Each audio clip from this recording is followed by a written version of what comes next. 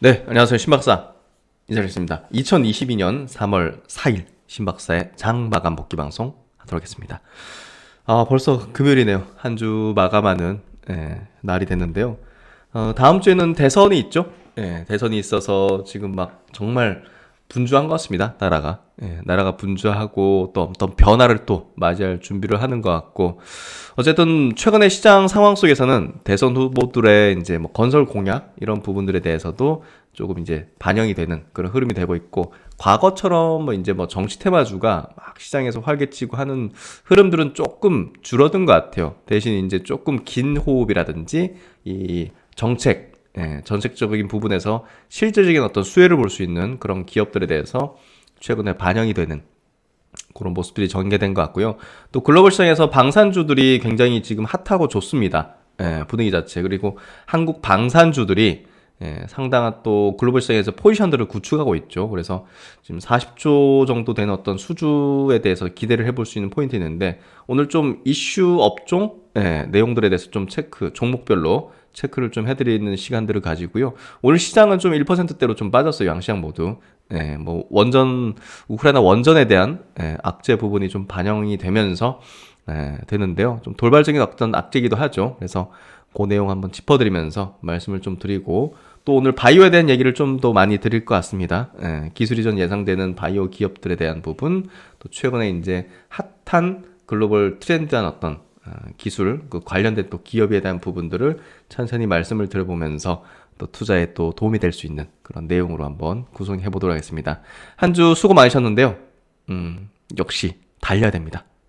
지금 구간은 매우 중요한 구간이고, 여러분들이 수익으로 전환시킬 수 있는 강력한 어떤 기회의 흐름들, 추세적인 흐름들이 벌어지고 있는 그런 상황입니다.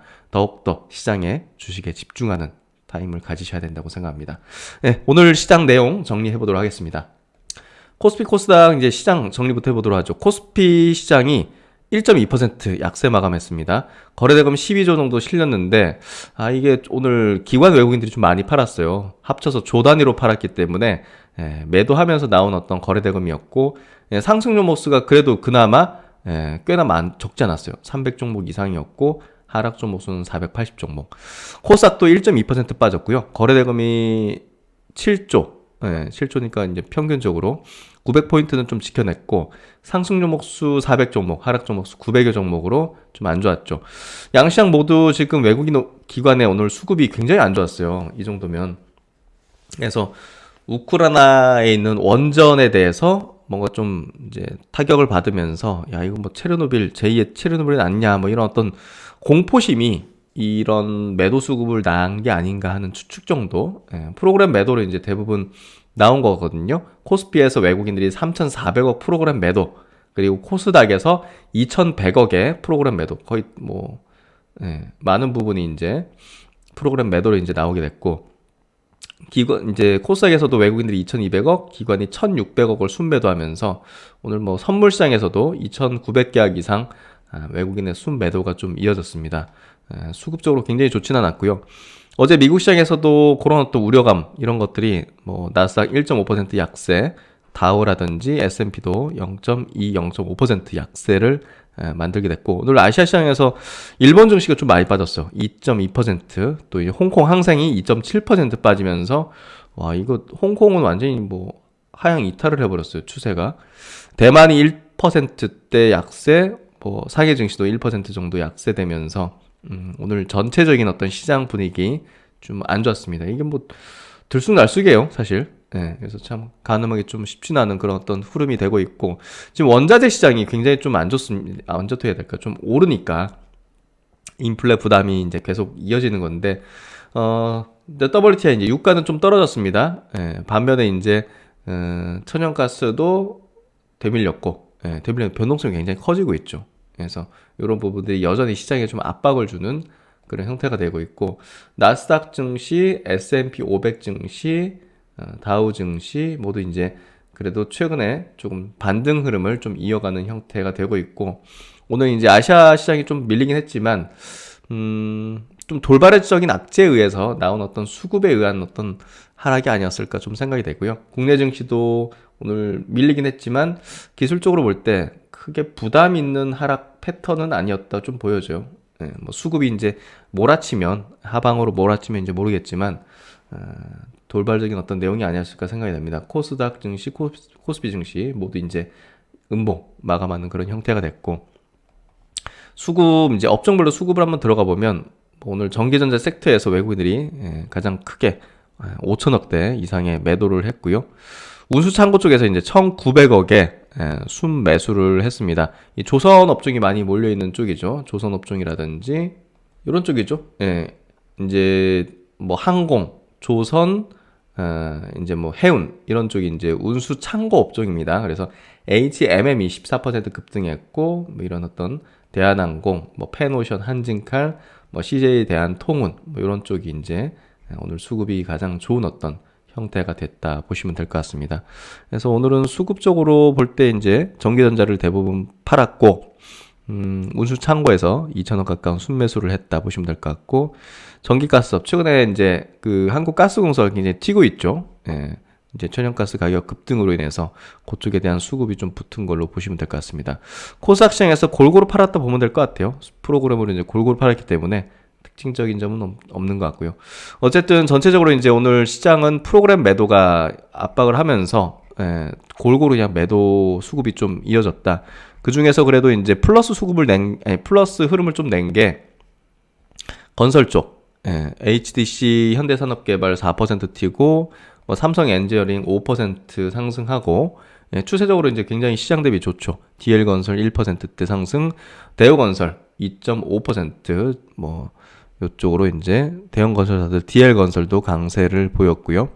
뭐 코오롱 글로벌, 동원개발 같은 중소형 건설사들, 한샘 같은 건자재 이제 또 업체들이 상승하는 흐름을 보여줬고 방산 업체들이 굉장히 좋습니다. 이따가 짚어보겠지만 하나 에어로스페이스 4%대 상승으로 고점 갱신을 하고 있어요. 그만큼 시장에서 가장 핫한 분야다 지금. 한국항공우주 2.5% 상승, 세테레가에도 1.7% 상승. 이 방사는 아니지만 우주항공이죠. LIG 넥스원 2.9% 상승으로 전고점 다시 돌파하려는 어떤 흐름. 한화시스템도 3.7% 상승으로 역시나 이제 요 흐름에 같이 편승하는 그런 모습을 좀 보여주고 있습니다.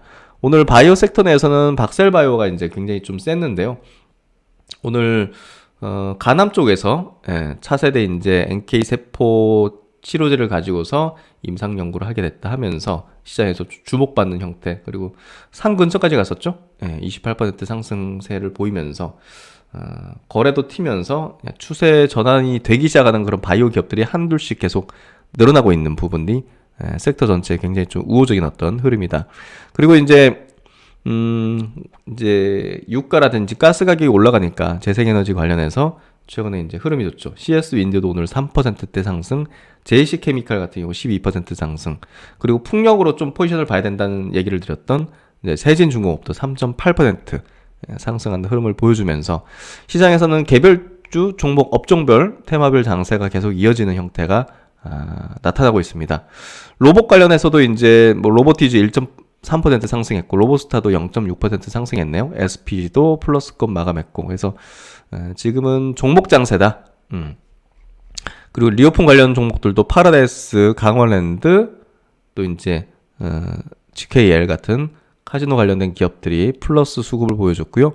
롯데관광개발, 뭐 하나투어 같은 기업들도 플러스를 보여주면서 시장 대비 강한 기조의 흐름을 계속 이어주고 있습니다. 그래서 시장에서 돈이 몰리는 쪽이 뭐냐 지금 그런 걸 볼 때 리오픈 쪽 그리고 건설회라든지 식음료 쪽으로도 조금씩 붙고 있고 로봇은 테마단으로 가장 강하고 바이오 저가 매수 시작되고 있고 방사는 추세적인 상승으로 흘러가는 어떤 흐름이 전개되고 있고 또 이제 반도체 꾸준하게 수급이 유입되고 있고 또 이제 신재생에너지 쪽으로 강력한 모멘텀으로 이제 올라서고 있다.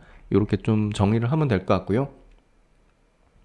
그 시장에서 이제 그 외국인과 기관의 동시 순매수 쪽으로 한번 보면요. 오늘 HMM이 2,300억대로 엄청 셌습니다. 지금 보면 수급이 좋았던 종목들 보면 삼성 엔지니어링, 한국항공우주, 한화에어로스페이스, 한국가스공사 등 최근에 이슈적으로 모멘텀적으로 강력한 부분들이 있는 그런 섹터의 대표주들이 이제 강세를 보이는 흐름들, LIG 넥슨, 고려엔 원자재 가격이 굉장히 튀잖아요. 근데 지속성에 있어서는 좀 의문입니다. 그래서 이런 것들이 뭐 가스 가격, 뭐 이제 유가 올라가고 원자재 가격 올라가는 거에 기반해서 튈 때는 차익 실현 관점으로 가지는 게 필요하지 않을까 싶어요. 한국가스공사 이런 것들 단계적으로 이제 차익 실현을 좀 해야 되는 그런 흐름이 아닐까 싶습니다. 한국조선해양, 현대미포조선, 뭐 한국카본 같은 뭐 조선 관련된 기업들도 강세고요. 코스닥 넘어가면 개별주로 이제 움직였던 것 같습니다. 그래서 특별하게 이제 볼 필요는 없을 것 같고, 개별적인 어떤 흐름으로 오늘, 모습들을 보여줬다. 종목은 여기까지 한번 보도록 하고, 오늘 이슈 체크 부분을 좀 중요하게 다뤄보도록 하겠습니다. 그러면 이제 오늘 첫 번째 이슈 짚어보도록 하겠습니다. 오늘 글로벌 시장 전체를 조금 안 좋게 만들었던 내용이 요 내용이죠. 러시아가 이렇게까지 하나 하는 생각이 들 정도로 좀 충격적이었는데, 사실 우크라이나도 이제 원전이 많이 있습니다. 그 중에서도 가장 큰 원전, 그쪽에 대해서 이제 러시아군이, 사방에서 포격을 가하고 있다. 지금 이제, 우크라이나 외교장관의 이제 공식 발언입니다. 그래서, 여기가 지금 폭발한다면, 체르노빌보다, 우리 잘 알죠? 체르노빌. 체르노빌보다 이제 10배 더 클 것이다고 지금 얘기를 하고 있고, 유럽은 이거에 굉장히 민감하게 반응할 수밖에 없습니다. 엄청난 그 피해를 체르노빌 사태를 통해서 이제 겪었고, 그런 부분에서 볼 때, 이거에 대한 어떤, 이제 민감하게 반응하는 그 정도 자체가 굉장히 클 수밖에 없습니다. 그래서 유럽이 갑자기 이제 요 내용 나오면서 급나가기 시작했는데, 일단은 러시아가 사격을 즉시 중지하고 소방관이 안전구역을 설정할 수 있도록 해야 한다고 이렇게 막 이야기를 하고 있는데, 일단은 요게 이제 굉장히 큰 어떤 우려감으로 좀 작용됐던 것 같고요. 러시아가 정말 이렇게까지는 안 했으면 좋겠는데, 일단 미국 선물 시장도 오늘 장중 내내 안 좋았던 이유, 그리고 아시아 전반, 그리고 우리나라 시장에서도 오늘 외국인들이 이제 적지 않게 팔았단 말이에요. 그런 어떤 이유라고 볼 수가 있을 것 같습니다. 그래서 이제 오늘 우크라이나 저 원전 내용 때문에 시장 전체가 이제 안 좋았는데, 업종별 종목별로는 좀 차별화되어 있죠. 지금 시장 자체는 그 전체 업종 종목들이 이제 다 같이 움직이는 그런 시즌이 아니라, 사이클이 아니라, 지금은 업종별 종목별로 어떤 선택을 했는지가 첨예하게 이제 성과를 가르기 때문에, 시장이 안 좋아도 이제 강세인 업종들이 있을 수밖에 없고, 그런 부분에서 우리가 종목 선택의 중요도가 굉장히 높을 수밖에 없는 그런 시즌이라는 어떤 얘기를 계속 드리고 있습니다. 오늘 또 방산 업종이 이제 가장 강한 어떤 추세적인 어떤 상승 흐름을 좀 계속 보여줬는데요. 어쨌든 그 KTB 투자증권에서 나온 이 인덱스, 그 방위 산업에 대한 어떤 내용 굉장히 좀 의미 있게 좀 봤고요. 그 요약된 내용 한번 체크해 드리도록 할게요. 국내 방산업체들이 작년 말부터 굉장히 큰 규모의 어떤 수주를 계속 냈죠. 다들 아시겠지만 공중파에서도 나왔죠. 호주 쪽에 대한 자주포 수주 한 1조 원 정도. 그리고 그 UAE 이제 아랍에미리트 쪽으로 천궁이라는 또 이제 LIG 넥스원 이제 수주한 4.6조 원 규모의 이제 유도 미사일 천궁. 그래서 이제 21년 한 해 수주를 이제 단번에 올해 이제 넘기게 됐고, 또 2월 달에는 또 이집트 K9 자주포 2조 원 이상을 수주하면서 석 달 사이 한 7.4조를 이제 수주를 했습니다. 그래서 K방산이 지금 경합하고 있거나 협상 중인 수출 프로젝트도 17에서 한 40조까지 지금 있단 말이에요. 그래서 글로벌 시장에서 지금 중국도 그렇고 독일도 그렇고 유럽 국가들, 그리고 이제 미국도 이제 국방비를 이제 늘리는 어떤 그런 흐름으로 좀 가고 있어요, 사실. 그래서 그런 부분에서 우리나라는 무기 어떤 기술에 굉장히 강점을 갖고 있는 어떤 국가입니다. 그런 부분에서 본다면 사실상 요 기대 가치가 지금 시장 환경, 또 러시아 사태가 단실 내에 끝난다 이렇게 좀 보기도 어려운 어떤 상황이기 때문에 사실 좀 트렌디하게 좀 볼 수 있다. 방산과 함께 우주항공의 어떤 모멘텀까지 연결되어 있기 때문에 사실 되게 세게 움직이는 어떤 흐름이 전개되고 있습니다. 그래서 이제 작년도 우리나라 같은 경우 이제 방산 순수출국이 되었는데, 미들 로우급, 이제 최첨단까지는 아니죠. 뭐 우리가 스텔스기라든지 뭐 항공모함 뭐 이런 것들을 만들 수 있는 건 아니니까 미들 로우급 무기 체계 시장에서 경쟁력 있는 제품을 보유한 국가가 되었다 해서 우리나라 이제 뭐 자주포라든지 탱크 이런 것들은 굉장히 기술력이 높다고 알려져 있습니다. 그래서 그런 부분에서 상당히 이런 어떤 방산의 어떤 분위기가 좋을 때 좀 주목받을 수 있는 국내 기업들에 대해서는 우리가 좀 주목할 필요가 있고, 이미 이제 시장에서 그 추세가 상승 추세로 굉장히 좀 좋게 되고 있죠. 그래서 그동안 우리나라가 꾸준하게 방산업체에 노력을 해왔고, 또 특히나 이제 방산 선진국보다는 뭘 갖고 있습니까? 가성비를 갖고 있죠. 가격 대비 성능 좋은데? 그런 부분들. 그리고 기술 이전과 현지 생산을 흔쾌히 지원하는 자세. 이게 우리나라가 전투기나 이런 거 들어올 때 기술 이전 잘 안 해주잖아요. 미국이나 뭐 러시아라든지. 근데 그런 것들을 잘 해주고, 그래서 그런 부분들이 결국 이제 중동이나 뭐 이런 어떤 약간 선진국이 아닌 그런 국가에 대해서 어필이 많이 됐던 것 같고, 뭐 특히나 아랍에미리트가 이제 우리나라를 굉장히 선호하는 측면이 크죠. 그래서 이번에 문재인 대통령이 그 중동 순방하면서 계약까지 맺은 그런 모습들을 보여줬고, 최근의 성과들을 본다면 야 이제 방산업체들 밸류에이션을 조금 높여줘야 되는 거 아니냐? 이런 얘기들이 좀 나오죠. 10배 초반 정도, 10배 초반 정도 되는 어떤 밸류에이션 퍼 단의 어떤 수준을 한 20배까지 올려야 되지 않을까? 이런 어떤 시장의 분위기도 형성될 것 같고, 어쨌든 최근에 거둔 성과가 향후 5년여간 실적으로 반영되는 구간의 밸류에이션은 여전히 저평가를 가리키고 있다. 또한 17에서 40조 원 수주 풀을 계약한다고 가정해서 미래 실적을 상향 조정하는 시뮬레이션을 해보니 엄청난 주가 상승 여력이 나온다 해서 KTB 쪽에서 이제 자세하게 이제 내용들을 좀 분석했던 것 같습니다. 이미 시장에서 과점 중인 K9 자주포는 무려 10조 원 규모가 동유럽, 호주, 인도, 아프리카에서 운영될 것이고, T50 계열은 1000대 이제 연습기라고 하나요? T50 계열은 1000대가 운영되며 대단히 성공한 기체로 자리 잡을 수 있다.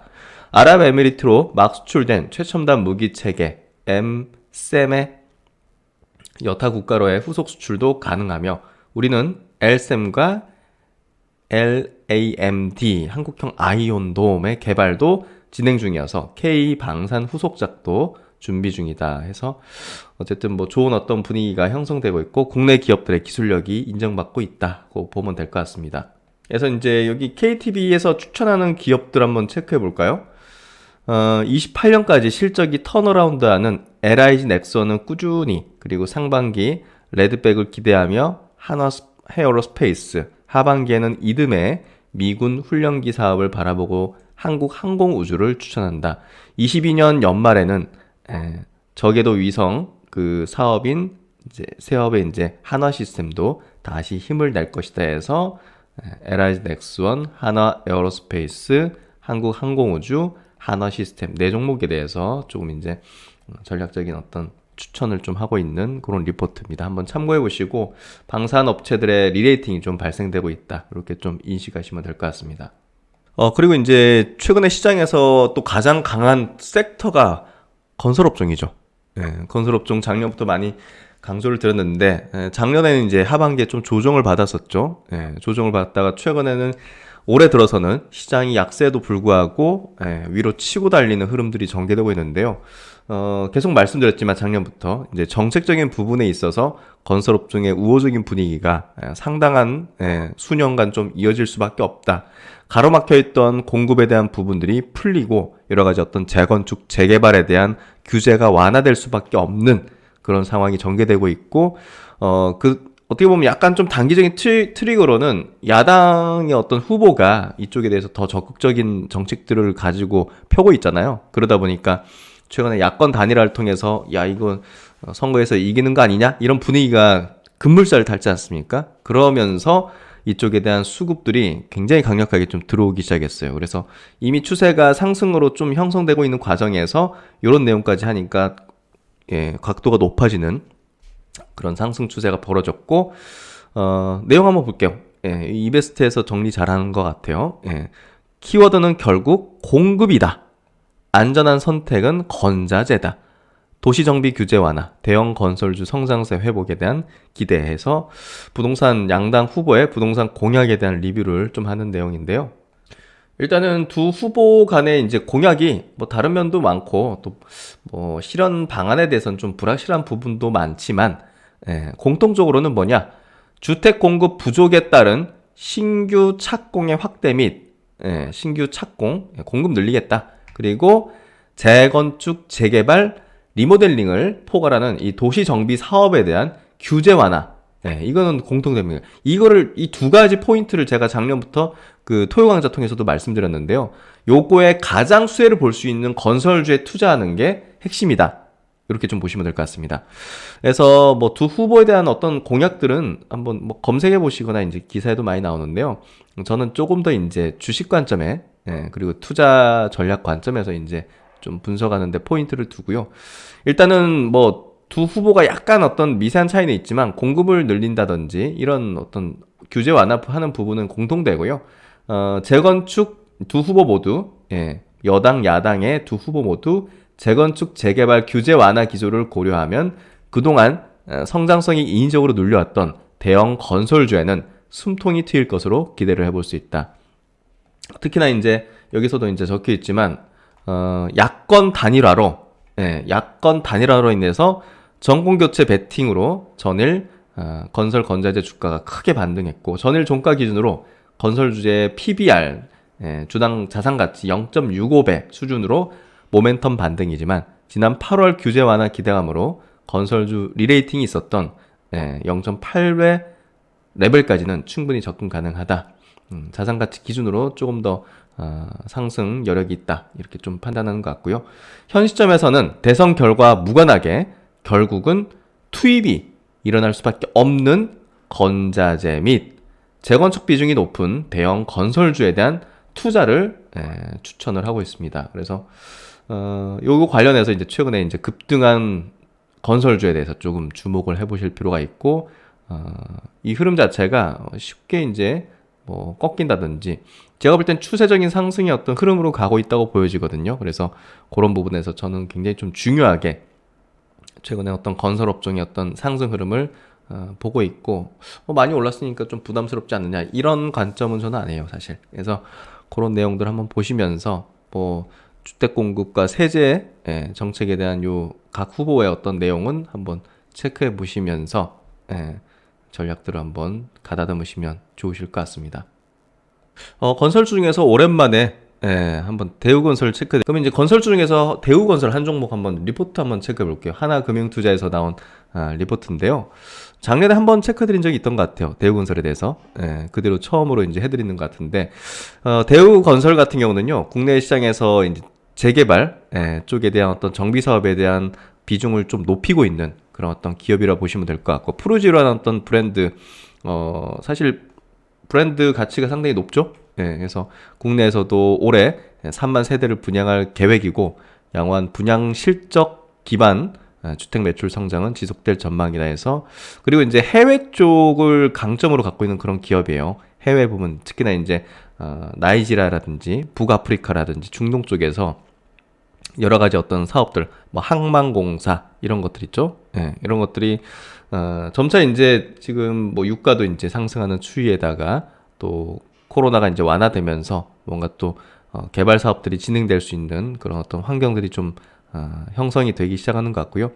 어쨌든 여러 가지 내용들을 봤을 때 환경들 그리고 집중하고 있는 어떤 분야들 봤을 때 대우건설도 상당히 메리트 있는 어떤 건설 대형 건설사 중 하나라고 생각이 되고요. 밸류에이션을 보면 일단 뭐 퍼밸류, PBR 밸류 뭐 일반적인 두 가지 밸류를 보더라도 퍼밸류 자체는 한 4배 정도 수준 그리고 PBR은 한 0.7배 수준으로 지금 돼 있고요. 대형 건설사 중에서도 이제 그래도 뭐 밸류에이션 자체가 좀 낮은 수준에 속해 있다. 이렇게 좀 해석을 하면 될 것 같습니다. 어쨌든 지금 대형 건설사 전체적으로 수급이 급물살을 타면서 올라오는 어떤 시점에 있고요.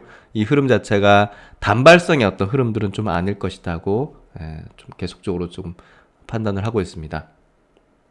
그리고 이제 바이오에 대한 얘기를 해보도록 하죠. 최근에 이제 바이오 전체 섹터에 대한 어떤 리포트들이 좀 많이 나오고 있어요. 그래서 정신이 없습니다. 예, 찬찬히 읽다 보면 시간 가는 줄 모를 정도인데 키움증권에서도 이제 관련된 리포트, 산업 리포트가 나왔는데요. 이제 괜찮은데요. 여러분들에게 소개시켜드릴 만한 내용들이 좀 있던 것 같습니다. 그 중에 제가 좀 중요하다고 생각되는 부분들을 발췌해가지고 말씀을 드려보면, 일단은 한국의 지금 바이오 밸류가 많이 내려와 있어요. 예, 특히나 이제 어떻게 보면 이제 신흥국들의 수준으로 볼 수 있는 뭐 인도라든지 중국이 지금 헬스케어 업종 MSCI에 이제 편입되어 있는 종목들의 헬스케어 이제 종목들의 12개월 포워드 이제 펄을 보면 30배, 인도가 30배, 중국이 34배인데 한국이 지금 28배까지 내려온 상황이라는 거죠. 그래서 한국이 상대적으로 좀 밸류가 많이 낮아져 있는 상태다. 매력적이다. 이렇게 보면 될 것 같고, 선진국들의 16배, 17배 이제 성숙 단계 기업들이 이제 몰려 있기 때문에 당연히 이제 한국, 인도, 중국 같은 여기 같은 신흥 시장의 밸류랑은 다를 수밖에 없죠. 그래서 우리나라의 헬스케어 업종 비교 대상은 미국의 뭐 존슨앤존슨, 뭐 머크사 뭐 이런 데가 아니라 인도와 중국의 이제 바이오 회사들이라고 보시면 될 것 같습니다. 특히나 이제 중국 같은 경우도 헬스케어 업종이 굉장히 오래 들어서 많이 빠졌어요. 예, 뭐 한국뿐이 아니라. 근데 뭐 17% 빠졌다고 하는데 우리나라는 뭐 어마어마하게 빠졌죠. 예, 올해 들어서 22% 빠졌습니다. 예, 작년 같은 21년도 같은 경우 이제 36% 빠졌기 때문에 사실 작년과 올해 하락폭이 가장 큰 시장이 바로 이제 한국의 헬스케어 업종 시장이었다. 이렇게 보시면 되기 때문에 그만큼의 또 매력도도 상당히 높아졌다. 예, 이렇게 좀 해석하면 될 것 같습니다. 그래서 좋은 종목을 싸게 매집할 수 있는, 저가 매수할 수 있는 기회가 지금 계속 이어지고 있다. 이렇게 좀 해석을 하면 된다고 생각하고요.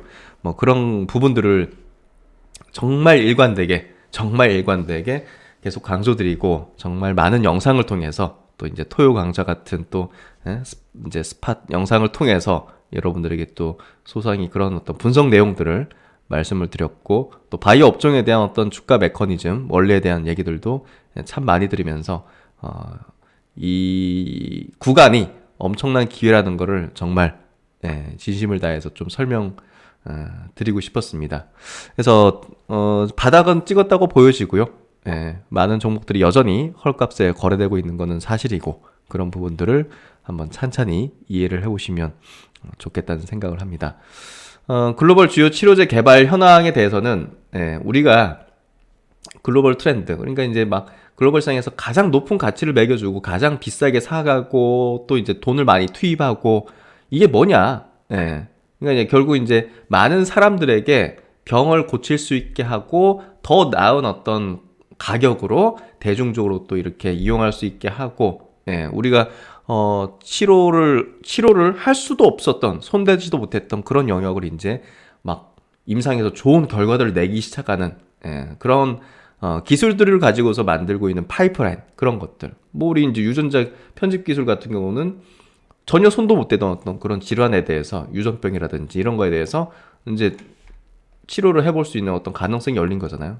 그런 것들 보면 이제 이런 분야들이 결국은 우리가 투자에서도 이런 기술을 가지고서 글로벌 시장에서 막 활개치는 그런 기업들이, 국내 기업들이 투자 첫 번째 대상이라는 거를 명확하게 이해를 해야 된다는 거죠. 그래서 최근에 뭐 ABL 바이오를 굉장히 강조드리면서 많이 이제 설명드렸잖아요. 와, 엄청나다, 대단한 성과다, 그 기술이 인정받은 거다.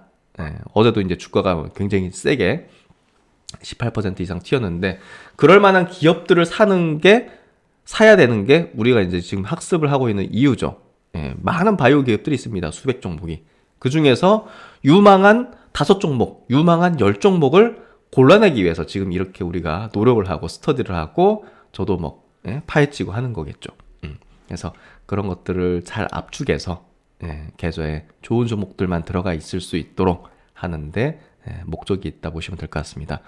관련하여 이제 국내 바이오텍 개발 활성화 필요하다. 유전자 치료제 분야 과거 3상 실패 사례 다수 발생 후 현재 임상 단계에서 뚜렷하게 두각을 나타내는 기업이 보이지 않고 있다. 그렇죠. 유전자 쪽으로는 아직까지 뭐 올릭스 정도가 그래도 성과들을 좀 내는 정도고, 그 외에는 뚜렷한 어떤 성과들을 못 내거나, 뭐 코롱 티슈진 같이 과거에 이제 좀 잘못된 어떤 결과들을 냈던 그런 종목들이 좀 있고, 헬릭스미스 같은 경우도 이제 뭐 정말 처참했죠. 어쨌든 세포 치료제 그리고 크리스퍼 이제 편집 기술 그리고 RNA 이제 국내 개발사 다수 있으나 아직 초기 단계로 혁신적이고 활발한 개발이 좀 필요하다. 다만 EGFR 표적 치료제로는 유한양행, 오스코텍이 지금 뭐 승인 단계까지 올라가 있고 또 RNA CDMO 기업으로는 SC팜이 글로벌 시장에서 탑을 달리는 두각을 나타낼 것으로 보이고 있는 상황이기 때문에 또 이런 어떤 입지를 가지고 있는 기업은 정말 우리가 글로벌적으로 내다보더라도 유망하고 투자 매력이 높은 기업이다. 이렇게 좀 인식을 할 수 있을 것 같습니다. 그런 내용들이 이제 잘 정리해서 나와 있고 키움에서 가장 잘 짚어내시는 것 같아요. 제목도 보시면 바이오 업계 루키보다 손흥민을 찾아라. 손흥민 잘 아시죠? 지금 유럽 프리미어 리그에서 영국 리그에서 지금 뭐 독일 리그에 있다가 영국으로 넘어갔잖아요. 근데 1년 한 해 빼고 계속 두 자릿수 리그 골을 성공하고 있어요. 전무후무합니다. 전 세계에서도 이제 손꼽히는 어떤 그 플레이어가 되어 있는 상태죠. 그러니까 꾸준한 어떤 성과를 내는 어떤 기업을 찾아라 이 얘기를 하는 거예요. 결국은 단발성으로 갑자기 떠오르는 막 뭐 슈퍼루키 이런 게 아니라 손흥민처럼 지금 뭐 한 리그가 한 8, 9 리그인가? 연속으로 유럽에서 두 자릿수 골을 하고 있는 그런 어떤 기업을 찾아라 이 얘기를 하는 거죠. 현재 이제 금리 상승 등 대외 환경이 이제 여의치가 않고 자금 조달이 수월하지 않을 때는 초기 파이프라인에 집중하는 업체보다는 단기의 성과를 낼 수 있는 기업이 좀 필요하다.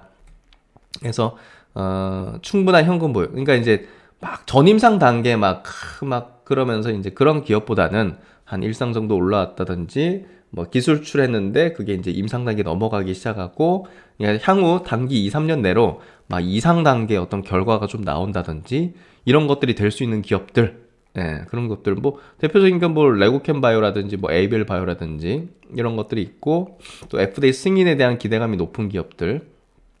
그래서 여기 이제 선호 바이오텍 유형으로는 첫 번째 충분한 현금 보유하고 2, 3년간 자금 조달이 필요하지 않은 기업. 그리고 두 번째 전임상보다는 중단기에 상용화가 가능한 임상 파이프라인을 보유한 기업. 보유가 많은 기업. 플랫폼 기술을 통해서 여러 개 갖고 있는 기업. 이상 단계에 있는 어떤 플랫폼 기술들, 파이프라인들이 많은 기업들. 미충족 의료 수요가 높고 경쟁자가 적어서 빅파마가 필요로 하는 이 플랫폼을 보유한 업체. 여러 건의 기술 이전 가능해진다. 해서 이런 바이오텍에 대한 어떤 유형을 좀 선호한다. 그리고 이제 FDA 승인 기대감이 있는 거, 올해 이제 메지온, 한미약품, 유한양행, 오스코텍, 또 셀트리온은 이제 시밀러 쪽, 녹십자 좀 연기됐긴 하지만 또 유망하죠. 그리고 이제 휴젤까지. 그래서 이런 기업들에 대해서 좀 우호적으로 좀 전망하는 것 같고, 섹터의 우상향 변동성을 줄 수 있는 국내 주요사. 그렇죠. 제가 계속 말씀드렸지만, 셀트리온이 이제 불확실성, 이 감리 이슈가 해소되는 게 섹터 전체가 좀 좋을 수밖에 없는 내용이다. 그래서 어제 이제 이 이슈가 뉴스가 보도되면서 전체 바이오가 들썩였던 거 보시죠. 그리고 두 번째는 바이오텍. ABL 바이오 같은 굉장한 어떤 기술 이전 어떤 성과를 낸 기업들이 쭉쭉쭉 나오게 되면 전체 섹터에 대한 어떤 상승 전환을 만들어낼 가능성이 높고 ABL 바이오 같은 경우는 추가 기술 이전의 가능성이 굉장히 높은 기업이죠. 그래서 이제 국내에서도 글로벌 수준의 제약사 탄생이 필요하고 지금 현재 셀트론, 뭐 삼성바이오 같은 기업이 CMO와 바이오시밀러에서 글로벌 탑 티어로 자리매김했고 또 이제 이런 기업들이 뭐 또 확대되는 어떤 사업 영역을 가져가려고 하죠. 셀트론은 또 이제 뭐 그 신약 쪽으로 또 이제 삼성바이오 같은 경우는 뭐 유전자 세포 치료제 CDMO 쪽으로 나아가기 위해서 노력을 하고 있기 때문에 결국 이제 밸류에이션 확장에 대한 부분도 우리가 충분히 얘기를 해볼 수 있는 쪽이고 결국 이제 바이오 분야를 이제 분석하다 보면 이 이제 그래도 애널리스트 분들하고 생각이 좀 겹치고 종목이 겹치는 부분이 많은데 뭐 좋은 종목은 어느 정도 좀 압축이 돼요. 비슷하게. 그래서 보시면 유한양행, 오스코텍, 알테오젠 이런 기업들 또 이제 미충족 수요가 높지만 경쟁자가 많지 않은 그런 어떤 플랫폼 고유 기업. 대표적인 게 이제 ABL 바이오 같이 뇌혈관 투과 플랫폼 이거 갖고 있는 기업 그리고 성과를 낸 기업이 거의 뭐 잘 없단 말이에요. 그렇기 때문에 굉장히 유니크한 어떤 향후에 어떤 기대 가치를 가질 수 있는 그런 기업. 알테오젠도 전 세계 지금 SC 제형으로 변경하는 우리가 이제 정맥 주사 제형을 우리가 피하 주사 이제 뭐 엉덩이나 이렇게 피하로 이제 주사할 수 있는 플랫폼, 변경 플랫폼을 갖고 있는 기업이 두 개인데, 글로벌 시장에 두 개인데 그 중에 하나가 알테오젠입니다. 그래서 결국은 이런 어떤 경쟁사 많지 않으면서 독보적인 기술들을 갖고 있는 기업들은 기술 수출도 그렇지만 뭐 밸류에이션에 대한 부분들이 추후에 이제 확장 가능성이 굉장히 높다. 그래서 그런 부분에서 이렇게 또 이제 얘기를 하는 것 같고 또 이제 ST팜은 그 RNA의 어떤 시대로 가고 있잖아요. 이 기술을 가지고서 여러 어떤 이제 신약들도 이제 앞으로 개발될 텐데 백신뿐이 아니라 그런 부분에서 ST팜이 이쪽 영역에서 CMO 기업으로 굉장히 성장을 하고 있다. 그래서 최선호주로는 ST팜과 셀트리온, 그리고 관심 종목으로는 알테오젠, ABL 바이오, 유한양행을 이제 추천하는 키움증권의 리포트라고 보시면 될 것 같고 마지막으로 이제 올해 제목이 더 담겨 있었지만 올해 이제 22년도 기술 이전 예상 파이프라인 요 정리가 되어 있는 거를 한번 천천히 보시면 그 기업들이 갖고 있는 강력한 기술 그리고 플랫폼 그리고 보시면 다 플랫폼을 갖고 있는 기업들이에요. 그래서 저는 이제 주로 투자하는 대상이 플랫폼 갖고 있는 기업들에 대한 비중을 이제 높이죠. 그래서 그런 부분에서 단일 파이프라인에 대한 기업들이 보통 많이 어그러졌잖아요. 그래서 3상 단계까지 가서 만약에 승인 실패하면 그냥 끝나는 거죠. 그래서 알테오젠 같은 기업이 뭐 기술 이전 계속 노릴 수 있을 겁니다. 그리고 기술 이전 어떤 그러니까 파이프라인 그런 것들이 이제 임상 단계로 올라오게 시작할 거예요. ABL 바이오 같은 경우 추가적인 기술 협의를 하고 있는 걸로 볼 수 있고 GC셀 같은 경우는 이제 조금 이제 임상이 지연됐긴 하지만 또 계속적으로 이 기술을 가지고서 또 기술 이전할 수 있는 가능성이 항상 열려 있죠. 그리고 이제 레고캠 바이오 같은 경우도 많은 기술 이전을 했는데 이게 일상의 어떤 결과물들이 안정성 부분에서 좀 좋은 결과가 나오게 되면 빅팜으로 이제 기술 이전 가능성이 높지 않을까. 그래서 아직은 전임상이지만 그런 것들이 이제 결과가 나오게 되면 올해가 굉장히 큰 어떤 레벨로 가능성이 높은 지점이죠.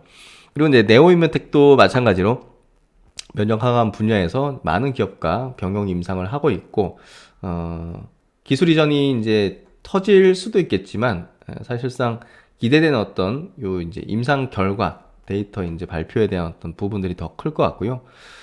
셀리브리는 저는 이제 커버하지 않고 투자 대상으로 보지 않기 때문에 사실 요 기업은 좀 제치고요. 또 이제 올릭스 같은 경우는 계속 많이 강조됐던 어떤 국내 이제 유전자 간섭 기업입니다. 지금 뭐 코로나 이제 백신 쪽도 하지만 사실 본업 자체도 굉장히 메리트가 높은 그런 기업이고요.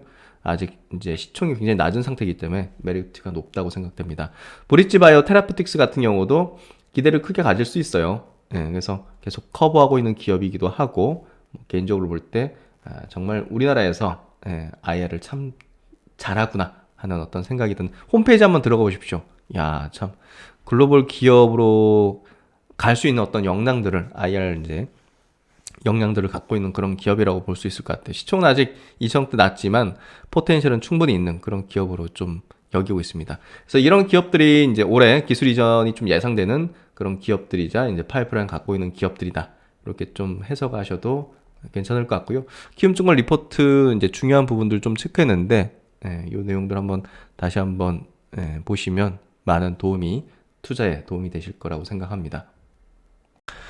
이렇게 오늘 시장 마감 그리고 이제 이슈 정리까지 했는데요. 오늘 이슈 정리는 좀 평소보다 조금 더 중요했다고 생각됩니다. 그만큼 최근에 이제 시장의 수급이 한정되어 있는 수급이 집중되는 어떤 분야들 그리고 굉장히 낮은 밸류까지 내려와서 메리트가 너무나 높아진 그런 바이오 섹터 이런 쪽으로 좀 자세히 한번 다뤄드리는 시간을 가졌는데요. 오늘 내용도 많은 도움이 되셨길 바라고요. 또 바라봅니다. 한 주 고생 많으셨습니다. 주말간 푹 쉬시면서 시장 너무 두려워할 필요 없는 구간에 지금 들어왔습니다. 그래서 뭐 하루 이틀 상간에 뭐 어떤 악재, 돌발 악재나 이런 것들에 의해서 움직일 수는 있겠지만 그래도 어느 정도 단기 바닥은 확인하고 안정권으로 좀 들어가는 변동성이 그렇게 크지 않은 그런 구간으로 넘어갔다고 좀 생각이 되고요. 이제는 섹터별, 종목별 전략들에 집중하는 그런 시기다고 좀 생각합니다. 그런 부분에서 더욱 이제 종목 관점에 어떤 업종 테마 관점의 분석들을 좀 많이 해드리는 시간을 가져보도록 하겠습니다.